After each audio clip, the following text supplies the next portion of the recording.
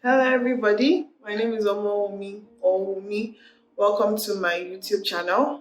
So, this is a continuation of the vlog series that I'm doing of a book titled Kingdom Singles by Dr. Tony Evans. So, everyone new here, welcome. Okay, so we're just diving right into it. Previous videos will show that we have been on a journey and we're still on that journey and we're almost coming to the end of this journey. Okay, so today we're looking at the concerns of a kingdom single. As usual, quick, precise, sweet. First thing that I got from the book or from this chapter, he says, in seeking a mate, hope and pray to be a vessel of favor that someone else finds. I think that's quite self-explanatory as well. So I'm remembering a series that I watched from a pastor, and he gave this question. He says, are you the person that you're looking for is looking for? I'm gonna say it slowly. Are you the person that you're looking for is looking for? Okay, so it's basically saying, are you your own spec? Okay, next thing, so to give more bread to this thought, he says, in the process of Isaac being connected to Rebecca. So Isaac is the son of Abraham, and Rebecca is Isaac's wife.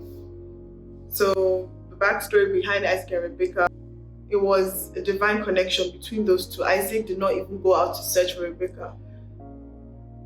That's in the book of, I think that's in Genesis. But I'm going to list out the particular chapter that explains how Isaac and Rebecca got married. The story of Isaac and Rebecca, it was not just about finding a wife, but it involved a divine covenant. In that particular chapter, you understand how it was a divine covenant. It wasn't Isaac waking up to say, oh, I'm 30 years old, I need to get married. Oh, I'm 40 years old, I need to have a wife. It was all by the workings of God through his father Abraham and Abraham's servant. Okay, so that was definitely a divine covenant. And as you know, Isaac himself is a covenant child, so it's just necessary that he operates that way in every aspect of his life, and definitely his life was fruitful due to the covenant. So please get the book to understand this important concept of a covenant or covenants with God. That word is very strong and powerful. Okay, so the next point is very specific, and it says, single men, you must see the importance of choosing your wife from a spiritual standpoint. It matters a lot. Hey, this is deeper than deep. This is deeper than deep. You know, in the sense of Isaac and Rebecca. Isaac by himself did not choose, but Rebecca was chosen. Okay? Jacob, on the other hand, who is his son, wanted Rachel at all costs. You know, even served 14 years for her. Point, he asked for Rachel from the father. The father said, okay, you work 7 years for me and I'll give you Rachel. But he was tricked. He was given the first daughter, Leah. And he said, you tricked me. Said, okay, work another 7 years and you get Rachel. Okay? And he did, and he got Rachel. And so I was reading a devotional, Opal Henry's devotional by Pastor A. Adeboye, and he was saying about this particular chapter. I'm going to link it as well, where Rachel took her father's idols with her when Jacob was to leave with all his family, you know, and he didn't know that Rachel took it and she lied. So that we have to choose our spouses from God's own viewpoint. Jacob at all costs wanted Rachel, but Rachel at the end of the day wasn't good for him in that sense, because he even suffered the repercussion of his family serving idols until he realized that where did these idols come from? And he went back to God and God realigned him. So that wouldn't have happened if Rachel didn't take the gods of her father.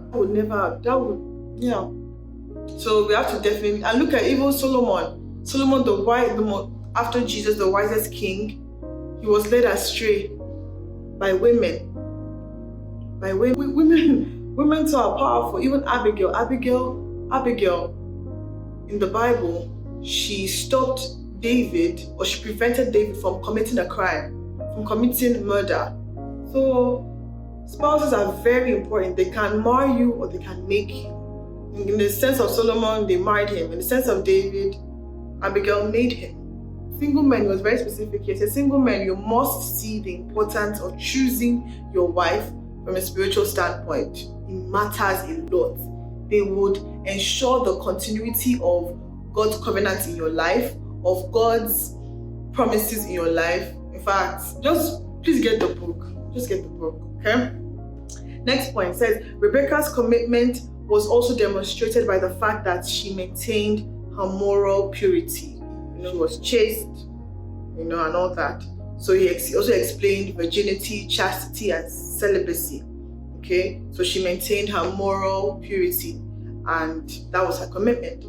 Next point, which is the last point, is a question. He asks us, when was the last time you wrote down what you wanted in a future mate and showed it to God? Okay, so when was the last time? I know definitely people will have lists. Oh, he must be tall, he must be dark, he must be this, he must be 6'8", 6'9", 6'10", all manner of lists. So he's asking that, when was the last time you wrote down what you wanted in a future mate and showed it to God? And definitely, I know physical things matter to God, but God really is a God of the heart and the spirit, So things that last, things that pace the passing nature of this world. What do you do? What are those things? What are those qualities? Is it resilience? Is it tolerance? Is it someone that is hardworking, someone that loves God, someone that fears God, someone that respects God, someone that is loving, someone that is kind, someone that is honest, someone that is truthful, someone that is accountable? You can't compare that. Somebody cannot embody all those kind of qualities and still be poor, and still lack, and still be incapacitated. That can't happen, okay? So all these things, all our desires, we have to derive our own list from God. As in, God, this is my list, but what do you want me to do? How do you want to edit this list? So underneath this, he says, the attitude of prayer is a specific attitude. And he gave the example of Alexa, the command voice control on the Amazon app. So if we say, Alexa, play Emmanuel if we say, Alexa, play Emmanuel, she would ask, Emmanuel, by who? There are many Emmanuels. By Jonesing, by Nathaniel, by Kirk Franklin. So you have to be specific. So that's what he's saying, like with your request. So if you say, Alexa, please play Emmanuel by Nathaniel Bassey. Please play Do It Again by Elevation Worship. Please play The Heart of Worship by Matt Redman. It's not just enough to say your song choice, but the artist, or even specifically the album. Okay, so that's what he's saying here, that bring your request. That's your specificity, that indeed, God, this is my list. How do you want to edit it? Should I keep this list? What should I erase? What should I remove? What should I add? That's communication with God. So the attitude of prayer is a specific attitude. The Bible says that a man that is wavering here and there, he should know that he will not receive anything. So we have to be specific with God. This is what I want. This is what I desire. With a loving attitude. Even Hannah in the Bible, she said, God, if you give me a male child. She didn't just say a child, a male child. And she got a male child. So one thing that I'll definitely take from this chapter is the fact that the attitude of prayer is a specific attitude. Okay? So by God's grace, we'll be on to the concluding chapters of this book. Yes, so thank you so much for watching, and I hope that you get the book and you read it and you have your notes and you are imparted and impacted by it. Until then, stay blessed. Bye.